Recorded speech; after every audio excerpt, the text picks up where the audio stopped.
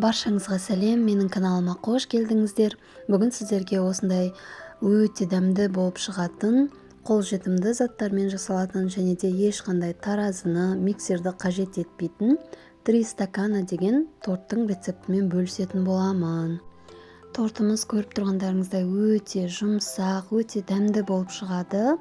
Үйде балапандарыңызға жасап берсеңіздер болады. Видеоны соңына дейін қараңыздар.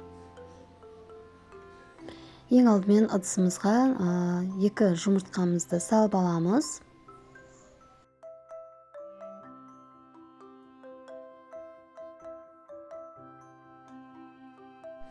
Оның үстінен 1 стакан шекерімізді саламыз. Және екеуін жақсылап венчикпен араластырып аламыз.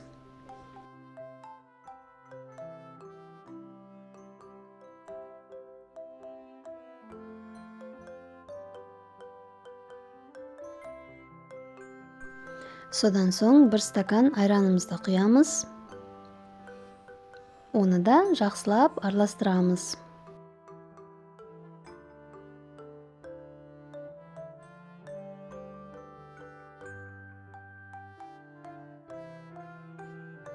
Енді оның үстінен 4 ас қасық күнбағыс майын қосып аламыз.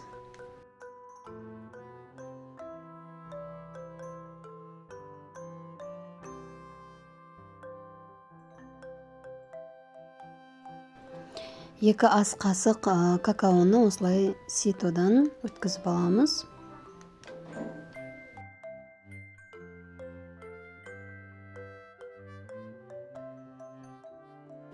Енді оны да жақсылап араластырып аламыз, массамызға біріккенше. Жарты шай қасық ванилин қоссаңыздар болады. Егер сіздерде ванилин болмаса, ол міндетті емес.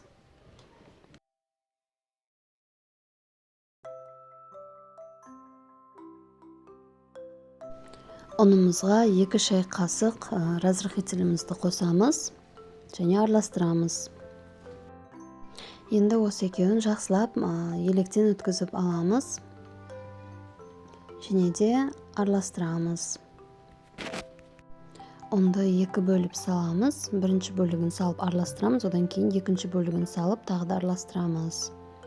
Енді формамызды дайындаймыз. Форманы осылай ашып, пергамент қағазын орналастырып қоямыз.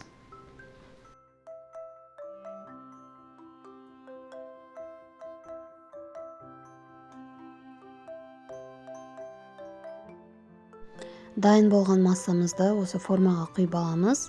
Және де қызып тұрған пеште 170-180 градуста 25-30 минут пісіріп аламыз.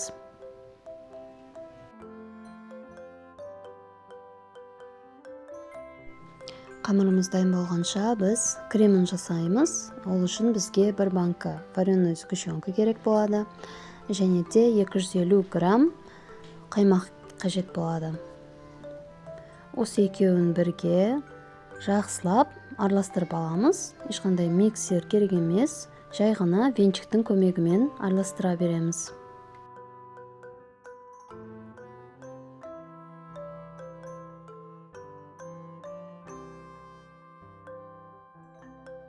Міне креміміз дайын болды. Осындай болып шығу қажет. Коржымыз пісті. Оны піскенін осындай шпажкамен тексеріп алсаңыздар болады. Шпажкамыз құрғақ болып шығу қажет. Енді шет-шеттерін осылай пышақпен кесіп алсаңыздар болады. Сол кезде формадан оңай шешіледі.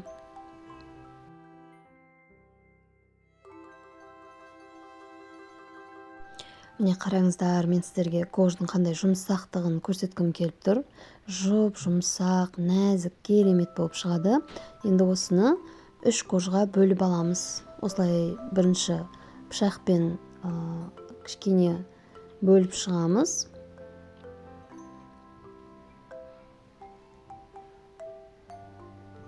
Енді жақсылап кесіп аламыз.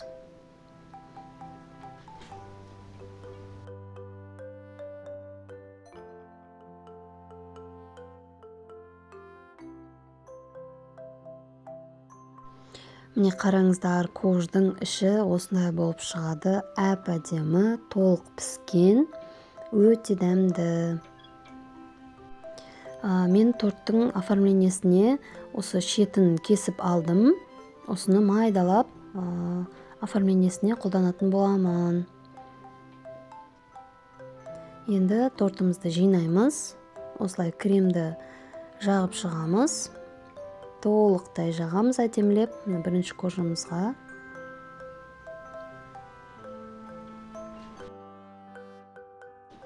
Екінші кожамызға да дәл солай кремін жағып шығамыз әдемілеп.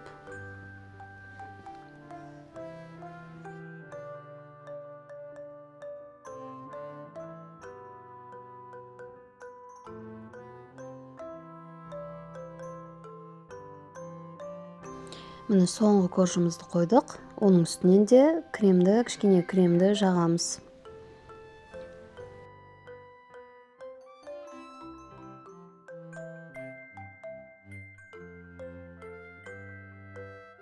Торттың шеттеріне осылай қасықпен кремін осылай жағып шықсақ болады. Қазір мына крошкаларды жаққан кезде оңай болады. Міне мен осылай жаңағы шетін майдалап алдым. Енді осы торттың оформлениесіне қолданатын боламын. Міне бірінші бетіне қойып шықтым. Енді осылай жандарына лопатканың көмегімен жабыстырып шығамын. Осылай жабыстырып болған соң жан-жағын бәрін тазалап аламыз. Және де менде малина болды. Оформлениеге осы малинаны да қойдым.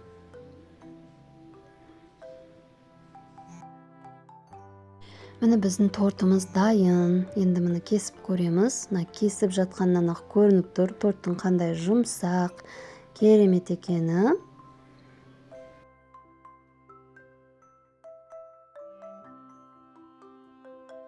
Тортымыздың іші осындай әп-әдемі, күшті болып шығады. Ал дәміне келетін болсақ, дәмі енді ерекше керемет. Және де қол жетімді заттармен жасалады. Ешқандай таразының да қажеті жоқ. Сіздер де міндетті түрде балапандарыңызға, үйдегілеріңізге жасап көріңіздер. Сіздерге де ұнайды деген ойдамын. Видеоны соңына дейін қарағандарыңызға рахмет. Менің каналыма тіркеліп, лайк басып кетіңіздер. Келесі рецепттерде көріскенше сау болыңыздар.